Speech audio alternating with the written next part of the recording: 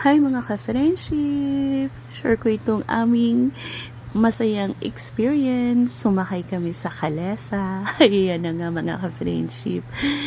Ang cool, sobra. Nandito po kami sa may Kalye Crisologo. Yan. Sa may Vegan Ilocos. Ang ganda dyan mga ka-friendship. Yan. Na nga, sumakay na kami. Umakit na kami. Ganon. Yun lang, sobrang ikot-ikot lang dyan mga ka-friendship. Ang ganda ng view, nakaka-refresh, ganon. Tapos, sa halagang 200, yun na, may ikot mo na ang buong Kalye Crisologo mga ka-friendship. Ayan na nga si tatay, kinaya naman ang lola ninyo.